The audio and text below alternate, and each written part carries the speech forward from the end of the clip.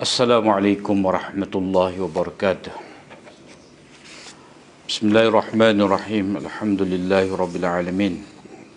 Wassalatu wassalamu ala ashrafil anbiya'i wal mursalin wa ala alihi wa sahbihi ajma'in. Allahumma alimna ma yanfa'una wanfa'na bima 'allamtana. Allahumma faqihna fid din wa 'allimna at-ta'wil wa zidna 'ilman ya rabbal alamin.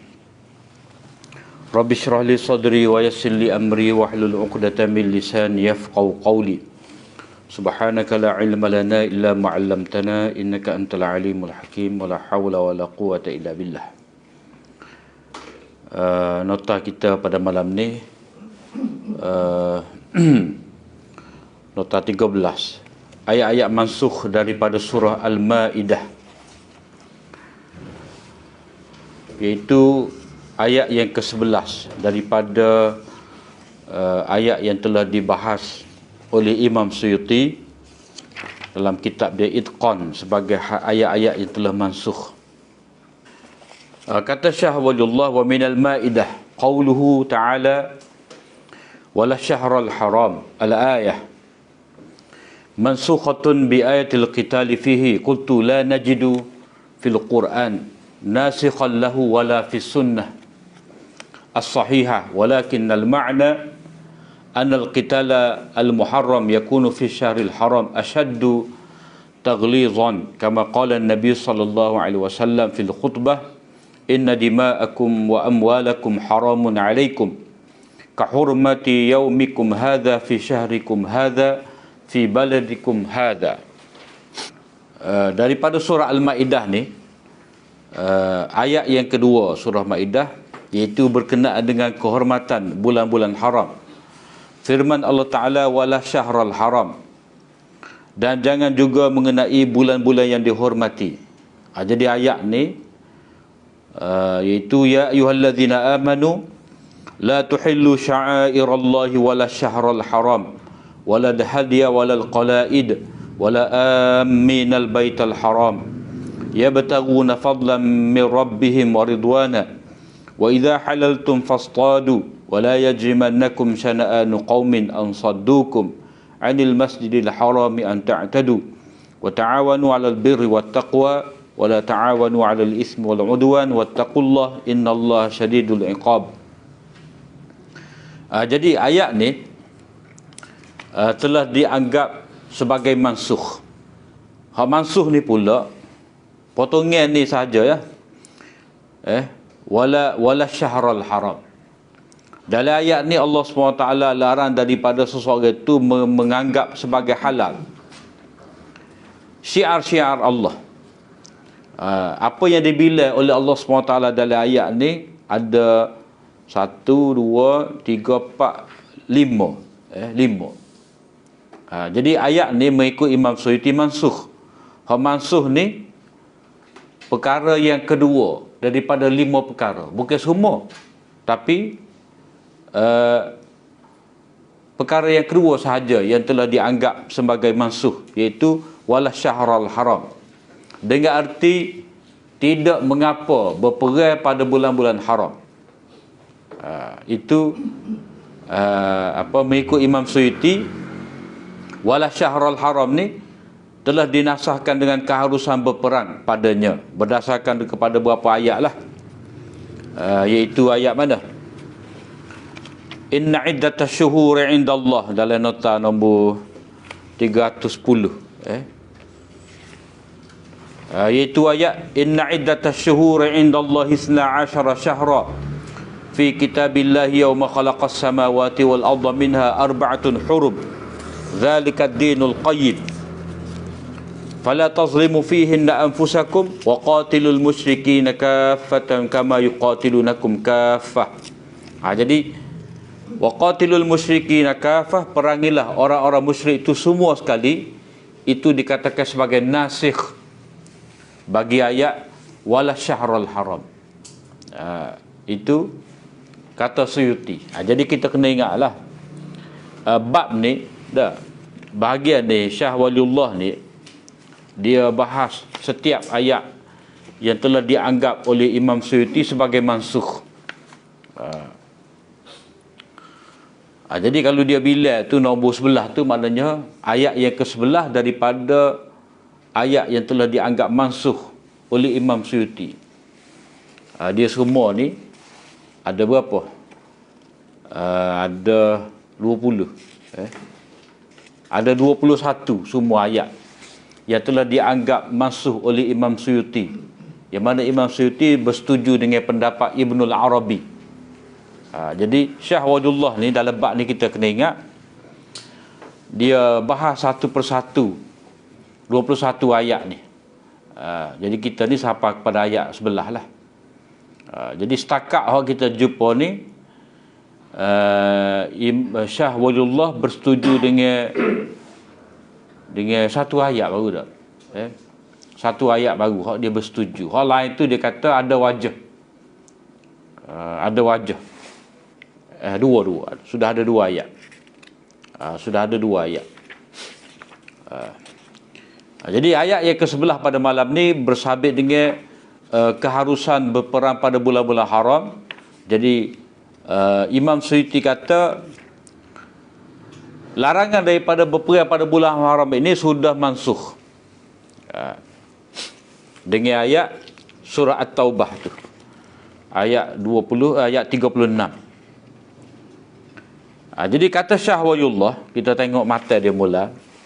Saya mengatakan, muka surat 138. Saya mengatakan, tidak didapati ada nas yang menasahkan ayat ni, sama ada dalam Al-Quran maupun dalam hadis sahih. Tu keputusan dia. Mana dia tidak sependapat dengan Suyuti. Akan tetapi maknanya, yakni Syah Waliullah beri taujih. Mana cara nak amal ada taujih, ada jalan. Taujih maknanya ada jalan. Akan tetapi maknanya ialah peperangan diharamkan pada bulan haram. Lebih berat hukumnya sebagaimana sabda Nabi SAW dalam khutbah. Maknanya berdasarkan kepada ayat-ayat yang kita baca dalam bab ni, dia semua dalam bab perang bulan haram ni dia ada 5 ayat lebih kurang. Ada 3 ayat dalam surah Baqarah, dia ada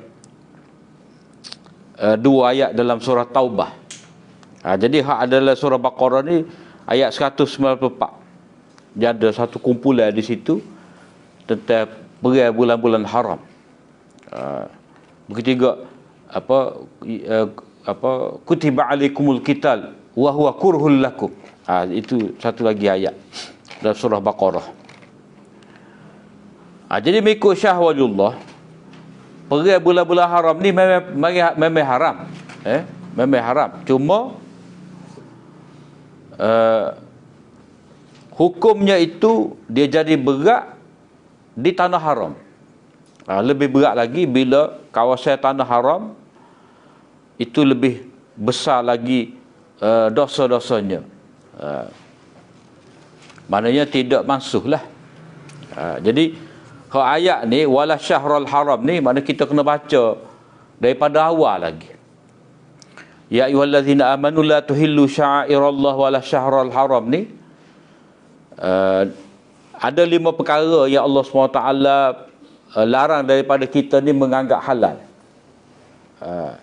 Yang ni ini dalam konteks buat haji, manasik haji.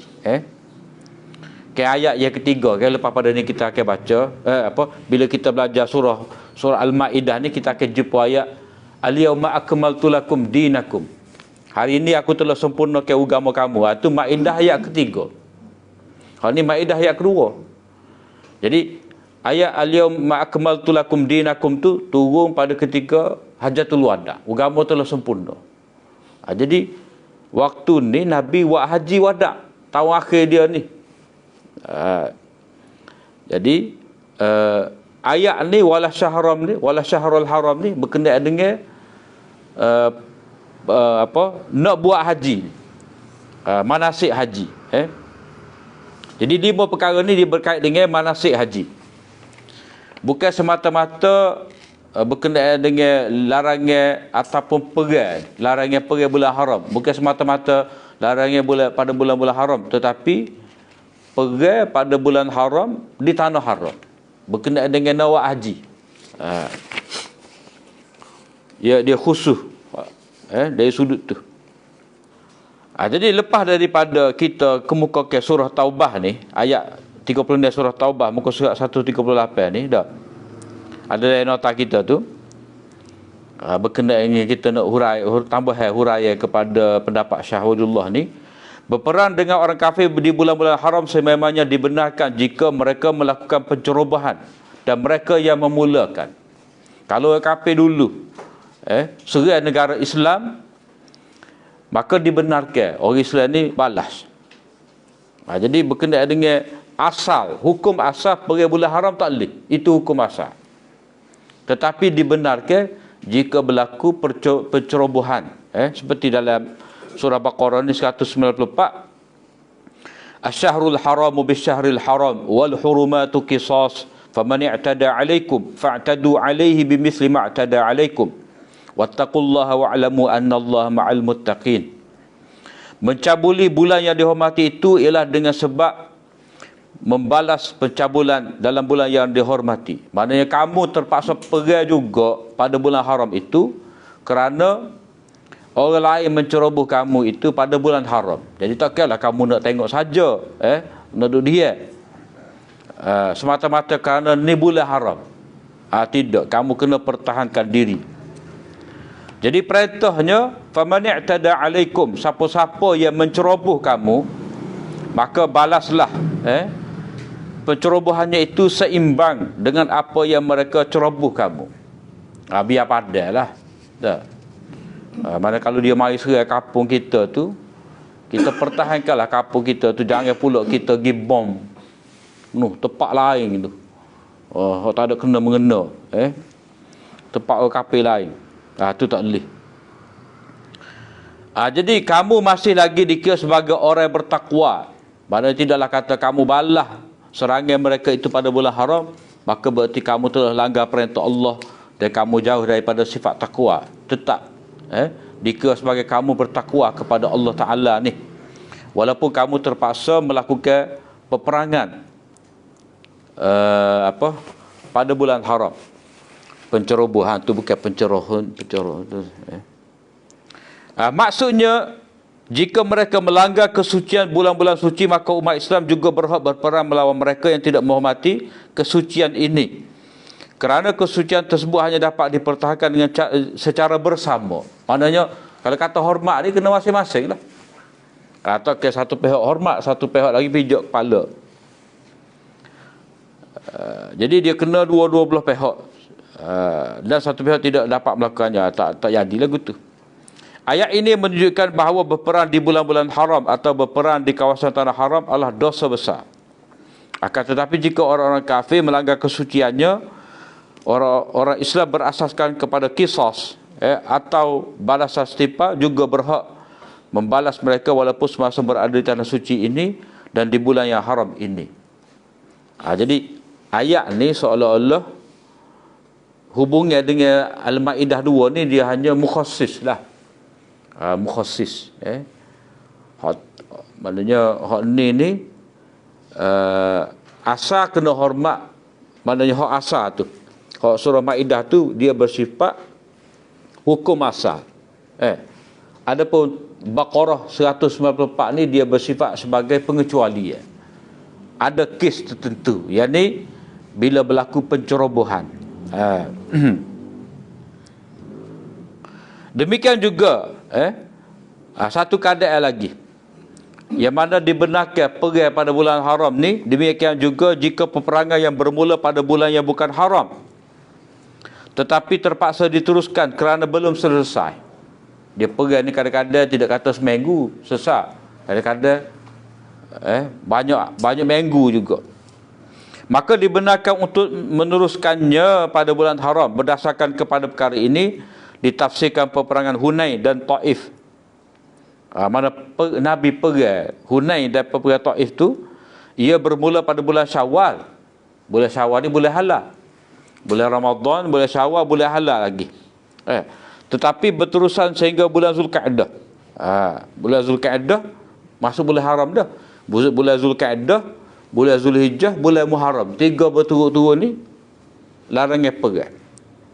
Jadi kalau kata perang tak selesai lagi pada bulan Syawal, terpaksa dilanjutkan sehingga masuk pada bulan Zulkaidah, tak apa. Sebab apa? Sebab kaedah ni dia kata dibenarkan secara ikutan apa yang tidak dibenarkan secara bersendirian. Apa dalam kaedah tu? Yurkhasu apa kaedah dia, ada hukum Arab dia tu tak mari biar. Mana secara ikutan tak apa, secara sendiri tak boleh. Mana tak boleh suku. Macam dia bab ni, dia kaedah fiqhiyah ni. Katalah kita jual kambing. Dah. Kambing kita ni ibu, buting, ada anak dalam perut. Jadi kita nak jual dengan ibu-ibu sekali tu tak apa. Tapi tak boleh nak anggap suku. Tak boleh nak jual suku. Dia kata saya nak jual kambing ni dalam perut. Dalam perut mak ni nak jual.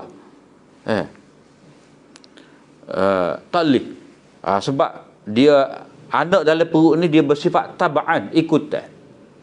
Jadi dia tidak hidup secara tak ada hayah mustaqillah, tak ada kehidupan secara tersendiri. Dia hanya tupai perut mak dia. Jadi bila begitu anak dalam perut ibu ni tak boleh dijual secara bersendirian. Suku-suku tak boleh. Dia kena jual tu kira masuk sekali dengan mak dia. Jadi dalam masalah ni hak Nabi perang, peperangan Hunain dan juga peperangan Taif ni, dia berlaku pada bulan Syawal, tetapi tak selesai juga. Tak selesai juga. Jadi bukan kata Nabi perang pada ketika Hunain tu haramnya perang pada bulan haram tu sudah masuk, tidak. Kerana dia pakai kaedah ni lah, kaedah perang tak selesai walaupun bermula pada bulan halal. Jadi pendapat ni dipilih oleh Sarakhsi, Ibn Al-Qayyim, Dr. Mustafa Zaid dan Az-Zarqani. Jadi kalau kita tengok balik ayat Maidah 2 ni dah. Jadi tak kiralah di antara hujah samalah ulama yang menafikan berlaku nasakh pada ayat-ayat Al-Quran ni. Dia kata tidak mungkin satu poin saja daripada poin-poin yang terdapat dalam satu ayat ni masuk. Maknanya kalau kira di sini masuk satu, pak lagi tu muhkam. Jadi ulama yang menafikan berlakunya nasakh dalam ayat ni dia tidak dapat terima. Tak mungkin. Tak kira kita nak kata hak ni je boleh pakai, hak lain tak boleh. Hak ni je masuk, hak lain boleh pakai, susah gitu. Dia kena kalau masuk belakang. Kalau kena pakai belakang. Begitu juga satu juga kaedah yang disebutkan oleh ulama berhubung dengan ayat-ayat dalam surah Maidah ni, iaitu kata siapa dia ni, ramailah di kalangan ulama tafsir ni kata surah Maidah ni tidak ada satu pun ayat yang mansukh. Sebab apa? Sebab surah ni adalah surah yang terakhir diturunkan. Jadi tak kiralah pada tahun ke-10 tu ada lagi ayat-ayat yang telah mansukh. Jadi kalau surah terakhir mansukh, maka mana surah yang menjadi nasikh, ayat yang menjadi nasikh kepada ayat-ayat dia? Sebab itulah tidak munasabah. Jadi ayat ni kekal sebagai apa? Muhkam.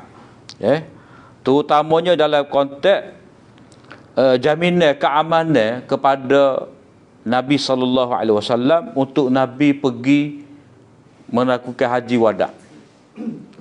Jadi jaminan berlaku ni. La tuhillu syairallah ni makna jangan kamu menganggap halal syiar-syiar Allah. Maknanya selagi kamu ni dalam keadaan berihram, dah. Bila kamu nak haji kamu pakai ihram. Jadi bila kamu buat ihram ni, pakai ihram ni makna kamu akan buat umrah. Kamu akan melakukan tawaf, melakukan sa'i. Jadi semua ni adalah menegakkan syiar-syiar agama Allah. Jadi kena jagalah syiar Allah ni sehinggalah tahallul. Sehingga tahallul. Begitu juga jangan kamu pergi pula, pergi nak pergi sedangkan pergi pakai ihram, pergi dalam keadaan senjata yang terbunuh, tak boleh juga. Walal hadiyah, jangan kamu ceroboh. Hadiyu ni binatang yang dihadiahkan untuk dikorbankan di tanah haram. Walal qalaid, mana binatang-binatang yang diletakkan tanda bahawa dia ni akan disembelih untuk fakir miskin di tanah haram. Wala amin, mana jangan pula kamu ceroboh orang-orang yang menuju ke Baitullah.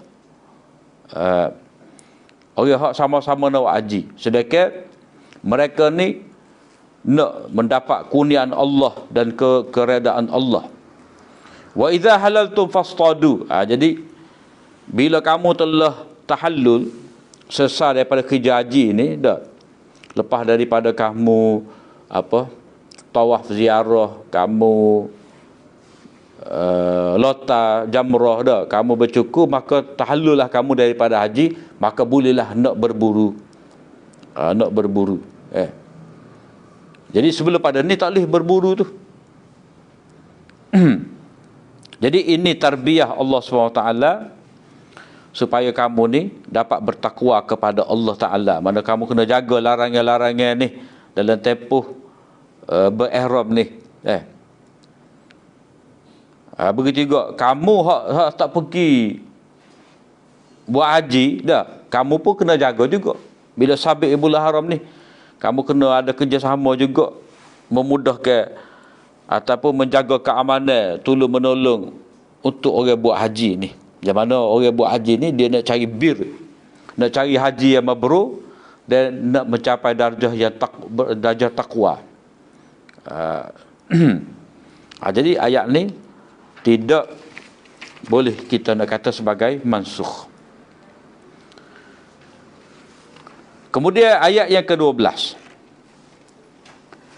pilihan penghakiman bukan Islam. Ayat 42 daripada surah Al-Maidah. Fa in ja'uka fahkum bainahum aw a'rid anhum. Oleh itu, kalau mereka datang kepadamu, maka hukumlah di antara mereka dengan apa yang telah diterangkan oleh Allah, atau berpalinglah dari mereka. Mana tak usah peduli. Ayat ini dikatakan mansukh dengan ayat wa anihkum bainahum bima anzalallah, dan hendaklah engkau menjalankan hukum di antara mereka dengan apa yang telah diturunkan oleh Allah. Jadi di sini bagi Imam Suyuti, dia kata ayat ni sudah mansukh sebab ada percanggahan.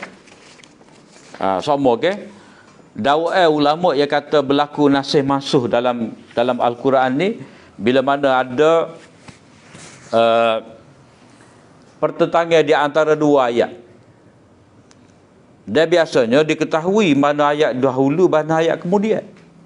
Jadi biasalah dalam kaedah ta'arud ni, pertentangan di antara dua dalil, bila mana diketahui sejarah mana dulu, mana ayat yang mula-mula turun surah ni tu mana, surah tu turun mana. Bila diketahui sejarah mana turun, bila turun, maka kita sudah ada dah. Kita sudah ada maklumat dah bahawa surah ni dulu turun, ayat ni terdahulu turun daripada ayat ni yang dikatakan bertentangan ni dah. Jadi bila tidak dapat jamak, jadi ulama pakai tarjih. Dia pakai kaedah tarjih. Tarjih ni bila telah tahu mana satu yang dahulu, mana satu yang kemudian, maka yang kemudian itulah dikatakan sebagai nasikh. Jadi ayat-ayat ni dia lebih mudah terdedah kepada nasikh mansukh sebab maklumat tentang mana terdahulu, ayat terdahulu, mana ayat kemudian tu mudah didapati. Jadi mudahlah ulama nak kata berlaku nasakh dan mansukh. Jadi kalau mengikut Syah Waliullah ni ada tidak ni, tidak mansukh. Kita baca dulu ayat. Sebab dipetik oleh Syah Waliullah ayat ni sebahagian sahaja sebagai isyarat lah, sebagai isyarat. Tapi kaedah kita dalam belajar tafsir ni, ayat ni kita kena tengok siap dia. Ayat tu secara lengkap satu, kemudian depan dan belakang ayat. Sebelum dan selepas ayat, orang panggil siap dan sibak. Jadi kita kena tengok konteks. Sebab dalam pengajian tafsir ni setiap ayat yang berada dalam satu surah tu telah ditetapkan oleh Allah Ta'ala berada pada tempat dia sesuai dengan tajuk surah, persoalan surah. Dan surah ni dapat dibahagikan kepada beberapa section. Ada dia punya kumpulan-kumpulan dia tu. Jadi bila kita tahu kumpulan-kumpulan tu, maka kita boleh faham lah apa maksud ayat ni, dan kita dapat elak daripada faham bahawa ayat ni telah bercanggah dengan ayat yang lain. Sebab ada siap dia, ada konteks dia. Seperti Maidah 2 tadilah. Bila ayat yang kedua ni dalam konteks ayat tentang haji, maknanya kita kena faham lah, itu sebenarnya ayat yang kedua tu tidak berlaku mansuh. Sebab apa?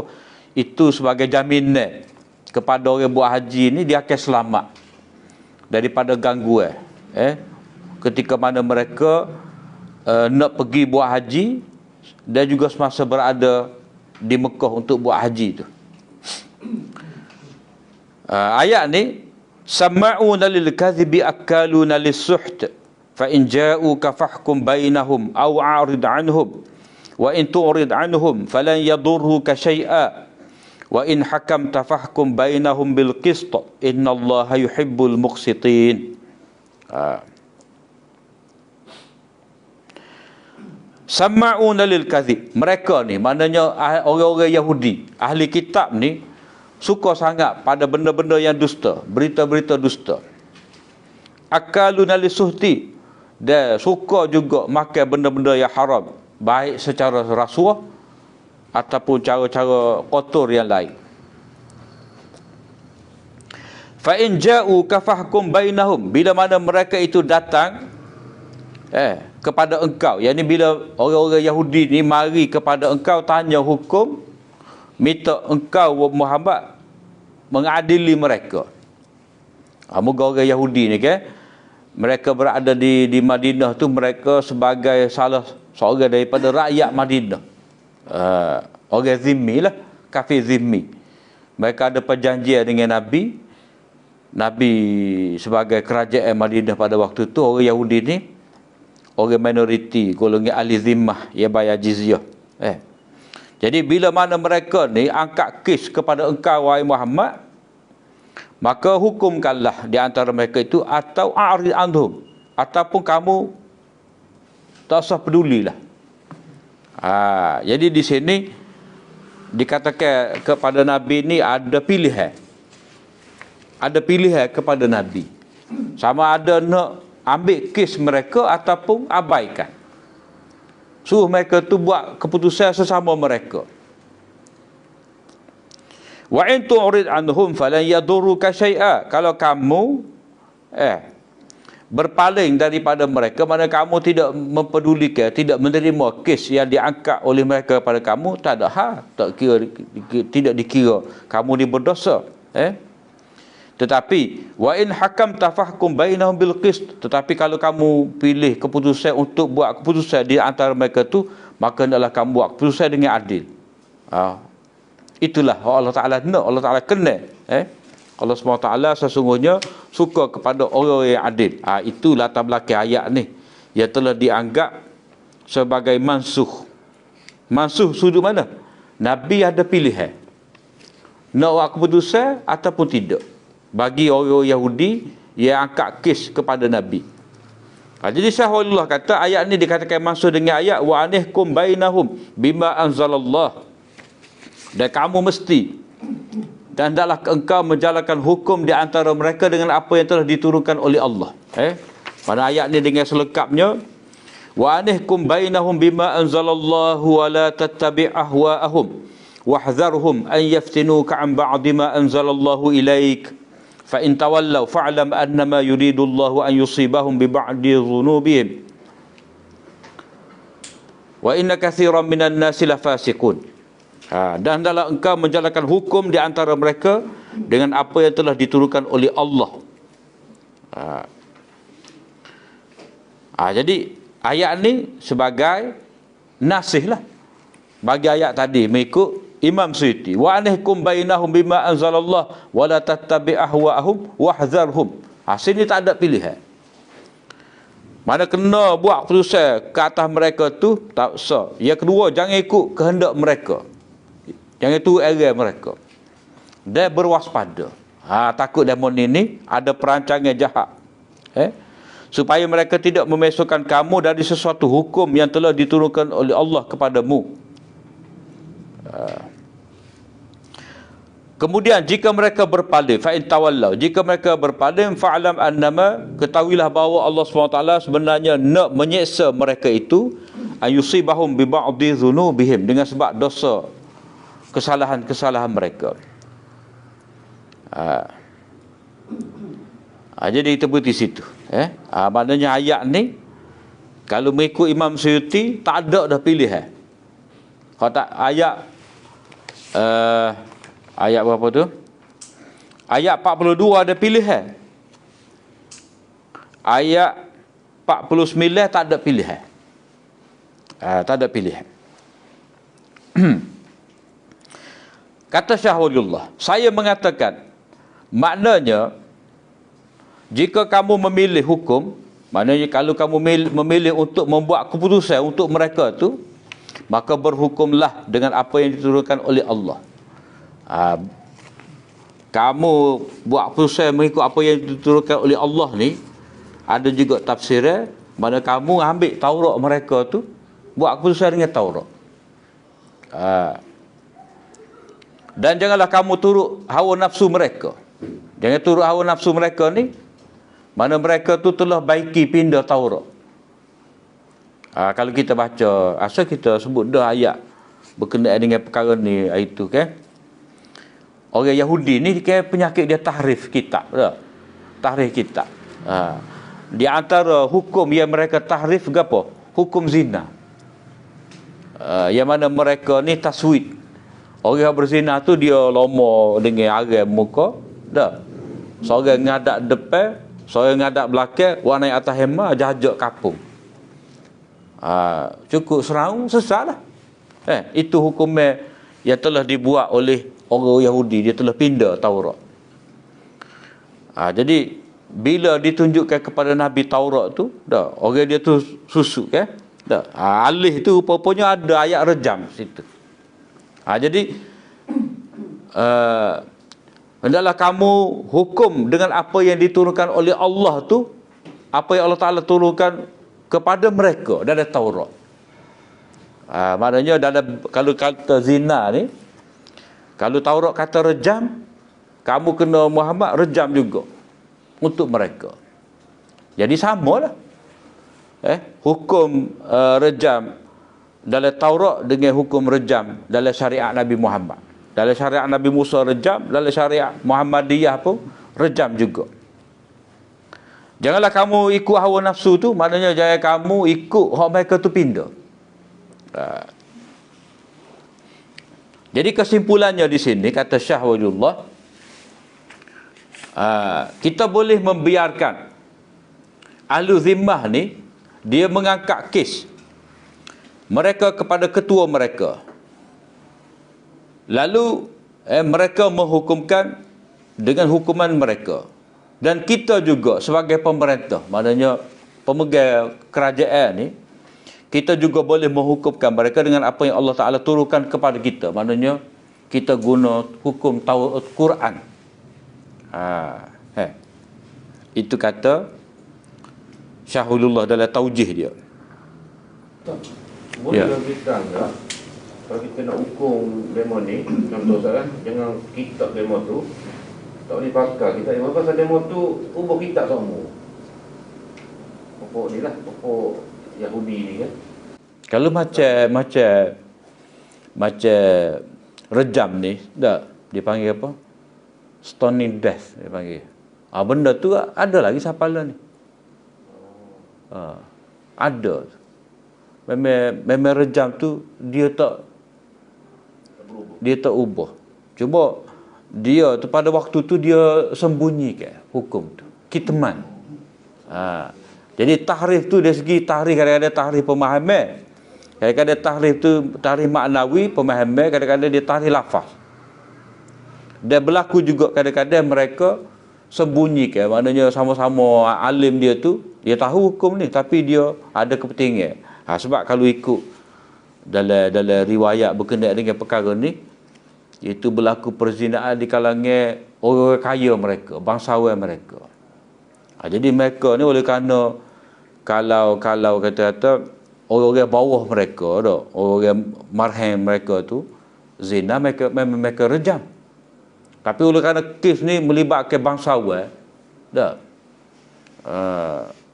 orang panggil kluster kayangan ni dah, pokok kayangan ni, jadi bila kena ke kayangan dia ubah.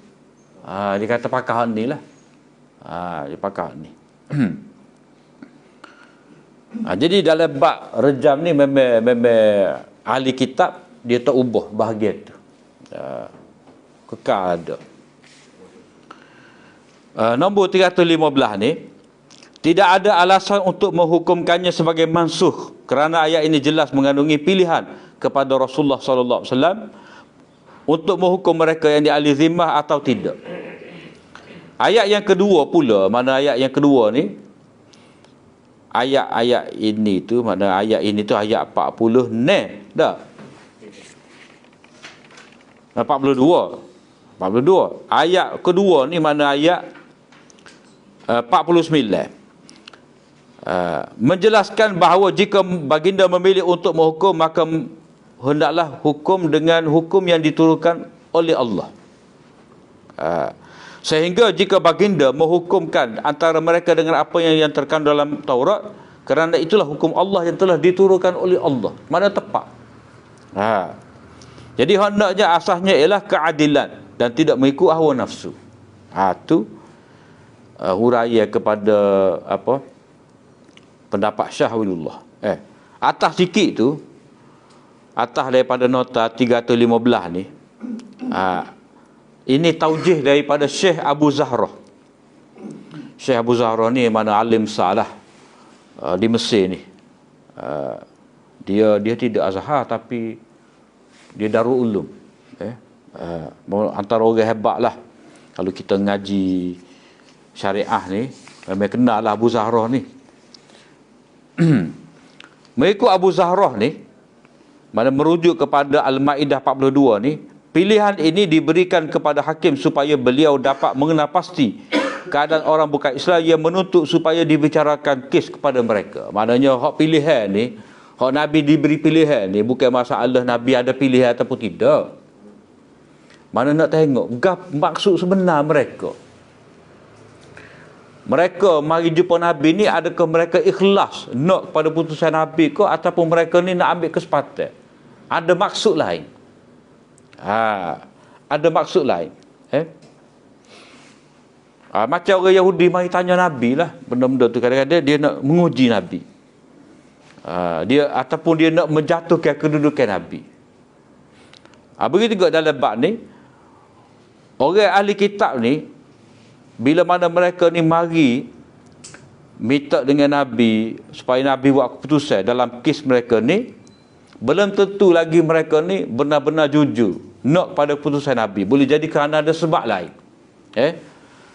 Itulah hal ini hak kita baca dalam nota 314 ni. Wahzarhum an yaftinuka an ba'di ma anzalallah. Mereka ni cuba nak menjerumuskan kamu ni, nak memalingkan kamu ni daripada perintah Allah, wahyu Allah. Ada tujuan lain, nak memesongkan kamu tu. Jadi kalau kita tengok balik ayat 42 ni, au a'rid anhum tu, maknanya setelah kamu pastikan mereka tu tak jujur, tak sah lah. Jadi kalau mereka tu benar-benar jujur, kamu buatlah keputusan untuk mereka. Kalau kamu dapati mereka tu tak jujur, a'rid anhum. Jadi kalau mengikut Syekh Abu Zahrah ni, Pilihan ini diberikan kepada hakim supaya beliau dapat mengenal pasti keadaan orang bukan Islam yang menuntut supaya dibicarakan kes mereka. Apakah mereka itu pencari kebenaran, nak dapat pembelaan, nak menegakkan kebenaran, atau dalam diri mereka ada penyakit hati. Maknanya bila kata hakim tu buat keputusan dengan hukum Islam ke atau kafir, dah. Kalau kata hukumnya tu berat, dia akan buat modal lah. Ni tengok berat hukum Islam ni. Kita orang kafir pun kena juga hukum dia. Jadi orang kafir tu yang ada penyakit hati ni, dia akan ambil kesempatan lah. Oleh itu, tidak menjadi kemudaratan kepada hakim jika beliau menolak jelas terbukti. Bila beliau menolak, jika beliau menolak untuk menghakimkan mereka, apabila jelas terbukti, kena baiki ayat tu. Jika beliau menolak penghakiman kes mereka itu, jika jelas terbukti bahawa mereka itu bukan pencari kebenaran. Lepas tu kita tak debus sini. Dia dari segi bahasa Arab sendiri pun, ayat ni ayat 42 ni, dah. Fa in ja'u, in ja'a ni dia lebih kepada keraguan. Dengan erti sekiranya, jikalau, boleh jadi. Dia dalam bahasa Arab ni, sekiranya ni, jika ni dia, kalau bahasa Melayu kita, jika, kalau lain dah. Kalau ni macam takut-takut, kemungkinan dah. Tapi kalau kata jika, sekiranya, kemungkinan besar. Jadi dalam bahasa Arab ni, perkataan yang digunakan sebagai mungkin, jika, kalau ni, dia ada in, dia ada iza. Kalau in ni dia lebih kepada syok. Kalau ada. Kalau iza pasti.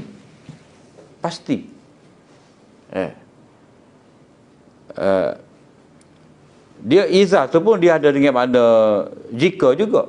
Tapi kalau guna iza, dia lebih kepada tahqiq, pasti. Macam contoh ke apa? Tadi kita baca, wa iza halaltum fastadu. Bila kamu, sekiranya kamu tahallul, maka berburulah. Jadi tahallul bagi orang buat haji memang pasti. Tak kira lah orang tu nak dalam keadaan buat ihram lama tu. Tak. Mesti dia akan cepat-cepat bertahallul. Jadi tahallul tu benda yang pasti. Wa idza halaltum fastadu. Dia Tuhan tak kata wa in halaltum. Jadi Quran kata di sini muka surat 137 tu, wa idza halaltum fastadu. Surah Maidah tu bawah tu. Baris yang kedua. Wa idza halaltum fastadu. Jadi iza tu. Iza. Apabila kamu bertahallul, berburulah. Jadi Tuhan tak guna wa in halaltum. Tak. Jadi in tu dia menggambarkan kepada syak. Iza menggambarkan kepada pasti. Pasti. Macam juga ayat berwuduk. Iza kumtum ila salah. Iza kumtum, bila kamu bangun sembahyang, berwuduklah. Jadi ayat ni, fa in ja'u kafahkum bainahum tu, sekiranya kalau mereka, kalau ada lah di antara mereka tu. Mana bukan kata pilihan diberikan kepada Nabi ni benar-benar pilihan, tidak. Maknanya perintah kepada Nabi bersedia, berhati-hati. Kemudian ayat yang 13, iaitu ayat 106 surah Maidah. Kelayakan orang asing menjadi saksi. Au akharani min ghairikum, atau dua orang yang bukan dari kamu. Dalam kurungnya tu, yang bukan seagama kamu. Dia kalau kita nak dalam kurungnya ni, atau dua orang lain dalam kurungan yang bukan seagama, satu lagi yang bukan kerabat kamu. Dia ada tafsir itu. Jadi kata Syah Waliullah, ayat ini dikatakan mansuh dengan ayat wa ashhidu zawai adlim minkum, dan adakanlah dua orang saksi yang adil di antara kamu, dalam kurungan itu semasa kamu rujuk kepada isteri yang kamu ceraikan ataupun pada ketika kamu menceraikannya. Saya mengatakan, Syah Waliullah kata apa? Saya mengatakan Imam Ahmad berpendapat dengan zahir ayat ini. Maknanya di sisi ulama lain, atau dua orang yang bukan kaum kerabat kamu, iaitu dari kalangan orang Islam yang lain. Mana dua orang yang menjadi saksi ni, mana orang Islam juga, tapi bukan anak beranak kamu. Jadi kita tengok semula ayat ni. Au akharani min ghairikum, cerita gapo? Iaitu dalam nota 316, muka surat 141. Kalau tengok tajuk kita buat ni, kelayakan orang asing menjadi saksi. Jadi orang asing ni, orang asing luar daripada kaum kerabat ke, atau asing dari segi agama. Ya ayyuhallazina amanu syahadatu bainikum idza hadara ahadakumul maut in hinal wasiyati ithnani zawa adlin minkum aw akharani min ghairikum in antum darabtum fil ard fa asabatkum musibatul maut tahbisunahuma min ba'di salah fayuqsimani billahi nirtabtum la nashtari bihi thamanan walau kana dha qurba wala naktumu syahadatallah inna idzal laminal athimin. Wahai orang-orang yang beriman, apabila salah seorang kamu hampir mati, ketika ia mahu berwasiat, hendaklah wasiat itu disaksikan oleh dua orang yang ada di antara kamu, atau dua orang lain yang bukan seagama dengan kamu. Jika kamu dalam perantauan di muka bumi, in antum darabtum fil ard, kalau kita belajar bahasa Arab, daraba ni pukul, tapi darabtum fil ard ni makna mengembara. Mengembara, dia konteks dia lagu tu dah, digunakan lagu tu. Lalu kamu ditimpa bencana sakit yang membawa maut. Kalau kamu ragu-ragu tentang kejujuran kedua saksi itu, hendaklah kamu tahan mereka sesudah selesai sembahyang. Kemudian mereka disuruh bersumpah dengan nama Allah dengan berkata, demi Allah, kami tidak akan menjual sumpah kami untuk mendapat sesuatu harta benda, walaupun orang itu dari kaum kerabat, dan kami tidak menyembunyikan keterangan yang kami ketahui sebagai saksi, sebagaimana yang diperintahkan oleh Allah, kerana jika kami menyembunyikannya, tentulah kami dengan itu termasuk dalam golongan orang yang berdosa. Jadi konteks ayat cerita berkenaan dengan wasiat ni bila nak mati. Jadi wasiat ni bila seorang tu nak mati, dia kena buat wasiat lah. Kena ada gapo hak dia pesan tu. Harta ni boleh kau itu kau, boleh kau siapa kau, gapo hutan, banyak mana hutan dia tak sesat, dia ada hutang dengan siapa, orang ni hutang dengan dia kau. Dia tu kena tulis saksi. Saksi ni dua orang yang adil di kalangan kamu lah. Di kalangan kamu. Di kalangan kamu ni, satu tafsir dia kata di kalangan anak beranak kamu, satu lagi kata di kalangan orang Islam juga. Kalau kamu kena, kamu puas hati. Kemudian ada yang lain yang bukan dari kalangan kamu, sekiranya kamu mengembara. Maknanya ayat ni dia ada sebab nuzul dia, cerita dia berkenaan dengan Tamim Dari, dengan Adi bin penerima wasiat kita ni, orang yang menjadi saksi kita nak buat wasiat ni. Jadi kita boleh ambil lah loya-loya yang ada di situ, walaupun dia tidak seagama, dengan syarat dia itu adalah orang yang adil, orang yang ada kelayakan, ataupun kita kata ada firman lah. orang ada firman.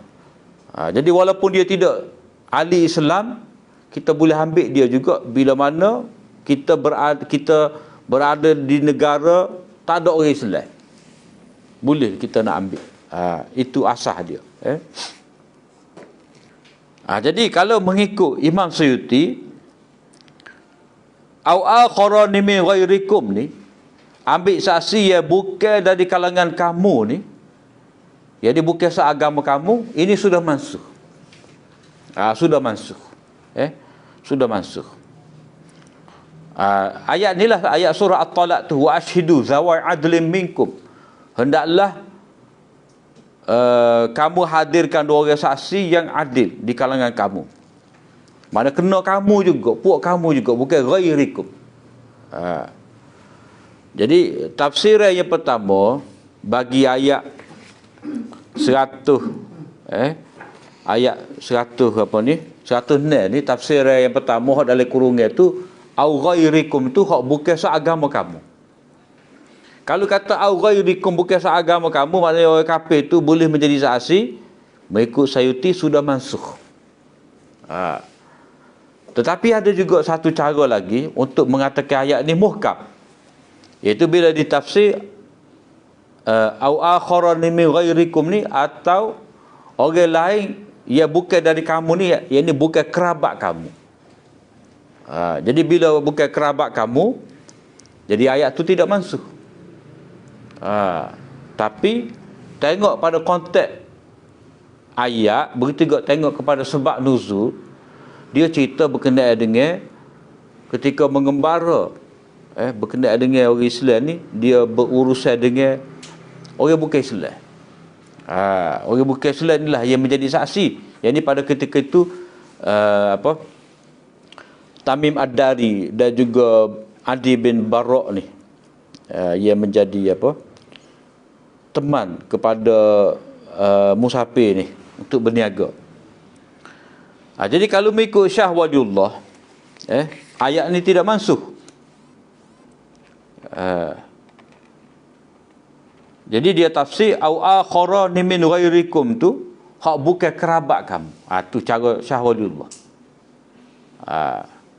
Jadi kalau kita kata au akhara min ghairikum tu dengan arti bukan Islam, itu mansuh lah. Tapi untuk elok daripada ayat dimansuh, Syah Waliullah kata au akhara min ghairikum tu, yang ni bukan kerabat kamu. Mana orang Islam juga, tapi bukan kerabat kamu. Jadi dia ayat ni kan di antara ayat yang hak rumit lah. Kalau kita ngaji tafsir, hak ni ayat hak rumit ni. Jadi kita tengok pada nota 317, hak yang dikatakan sebagai ayat nasih kepada ayat 106 ini.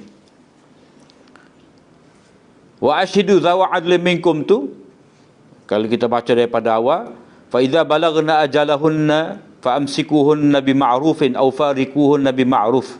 Mana bila bini itu kamu ceraikan, dah siapa kepada ajalnya, fa amsikuhunna bima'ruf, kamu tahanlah, yang ni kamu rujuk. Kamu jadikan dia tu tetap sebagai isteri, au farikuhun nabi ma'ruf, ataupun kamu berpisah dengan cara yang baik. Mana memang niat nak cerai lah. Fa amsikuhun nabi ma'ruf tu perintah supaya pegang, maknanya kamu dalam keadaan tak pasti lagi nak berpisah ke ataupun tidak, maka pegang molek. Kalau kamu tentu nak pisah, maka pisahlah dengan cara yang baik. Dalam begitu, wa ashidu zawa adlin minkum, hendaklah ada dua orang saksi dari kalangan kamu. Jadi konteks ayat ni kita kena ingat dalam bab saksi ni, dalam bab cerah, sama ada nak rujuk ataupun memang nak cerah putus tu. Ayat Maidah 106 ni dalam bab apa? Wasiat. Wasiat ketika berada di tempat tak ada orang Islam. Jadi konteks yang berbeza-beza. Jadi bila konteks berbeza-beza, maka tidak ada ta'arud lah, tidak ada pertentangan. Jadi dalam bab cerah, dia kena orang Islam jadi saksi. Tetapi kalau dalam bab wasiat di tempat yang tak ada orang Islam, maka terpaksalah ambil, bukan Islam. Tak apa gitu. Tu surah At-Talaq ayat yang kedua. Ada diriwayatkan daripada Ibnu Abbas bahawa keharusan orang Islam, keharusan orang bukan Islam menjadi saksi sebagaimana dalam ayat ini sudah mansuh dan tidak harus sama sekali. Maknanya kalau mengikut riwayat Ibnu Abbas tu, ayat 106 tu, au akharani min ghairikum tu sudah mansuh. Tidak harus sama sekali persaksian orang bukan Islam terhadap orang Islam. Ini juga pendapat Imam Abu Hanifah, Malik, Syafi'i dan majoriti ulama. Imam Ahmad kata lain dah. Imam Ahmad kata au akharani min ghairikum tu maknanya bukan kaum kerabat. Antara hujah mereka, yang ni antara hujah Imam Abu Hanifah, Syafi'i dan Malik ni, mereka kata sudah masuk ni sebab orang kafir bukan orang yang adil. Dan tidak disenangi untuk menjadi saksi bagi orang beriman. Ijma' bahawa saksi orang beriman yang fasik tidak diterima. Orang mukmin fasik sepakat kata tak boleh jadi saksi, gugur syahadah. Maka saksi yang bukan Islam lebih-lebih lagi lah tidak diterima. Kalau kata mukmin fasik tidak diterima, maka kafir lebih-lebih lagi. Itu dalil pertama bagi majoriti ulama yang kata mansukh. Kemudian antara bukti mansukh ialah tidak wajib sumpah ke atas saksi. Maknanya orang yang memberi saksi ni dia tidak perlu bersumpah. Tapi dalam ayat 106 ni suruh bersumpah. Sedangkan dia orang memberi saksi. Hak bersumpah ni siapa dia? Orang yang tertuduh. Orang tertuduh. Orang tertuduh ni dia dibebankan supaya bersumpah. Saksi ni pula dia hanya memberi keterangan. Tidaklah dia diminta bersumpah, tapi dalam ayat ni kata majoriti ulama dia disuruh supaya bersumpah. Bila disuruh supaya bersumpah, sedangkan tak perlu bersumpah, maka ini berarti ayat ni sudah mansuh kata mereka. Ini kerana jika dia diragui maka tidak harus kesaksiannya, dan jika tidak diragui maka tidak diperlukan kepada sumpahnya. Jadi kalau kita rasa was-was terhadap saksi ni untuk memberi keterangan, maka kita tak payah terimalah dia. Tak payahlah panggil dia duduk dalam kandang saksi. Kalau kita daripada awal lagi tidak dapat terima dia sebagai saksi yang benar, awal-awal lagi kita tak patut panggil. Tapi kata majoriti ulama, oleh kerana kamu meragui saksi ni, maka kamu minta dia bersumpah. Sedangkan kaedah kata tak boleh bersumpah, ia kena bersumpah ni tertuduh. Orang memberi saksi tak wajib bersumpah. Jadi itu kata dia hukum lama. Tapi kita kena ingatlah kaedah kita sebut awal tadi, surah Maidah ni surah yang terakhir diturunkan dan tidak ada mansukh dari surah Maidah. Nombor 318. Mengikut pendapat yang lebih kuat di sisi Abu Abdullah Al-Qurtubi. Ini pengarah tafsir Qurtubi. Dia orang Malik, mazhab Malik, tapi dia tak terima pendapat Imam Malik.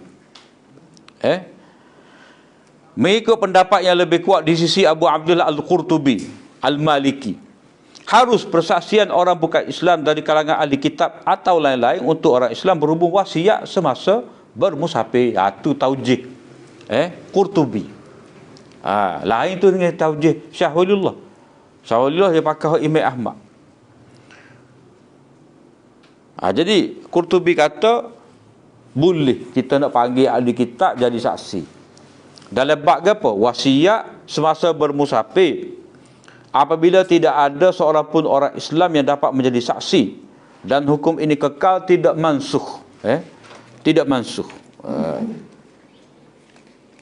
Beliau mengatakan tidak ada dalil pun bahawa ia mansukh kerana surah Maidah lah di antara surah terakhir yang diturunkan, sehingga sebagian salah mengatakan tidak ada mansukh di dalamnya. Itu kata Qurtubi. At-Tabari kata tidak ada dalil untuk mengatakannya mansukh. Abu Ja'far Nahas, ini salah seorang daripada pengarah kitab Nasih Mansukh, kata bahawa ayat ini tidak mansukh. Hadis menunjukkan bahawa apabila seseorang itu mewasiatkan kepada seseorang lalu ahli waris tidak mempercayainya dengan membuat tuduhan terhadap orang yang menerima, maka penerima wasiat itu hendaklah bersumpah. Orang yang menerima ni maknanya orang yang menjadi saksi lah. Maka menerima wasiat tu terhadap orang yang menerima, yakni wasiat. Maka penerima wasiat itu hendaklah bersumpah dan dia dikira tidak bersalah.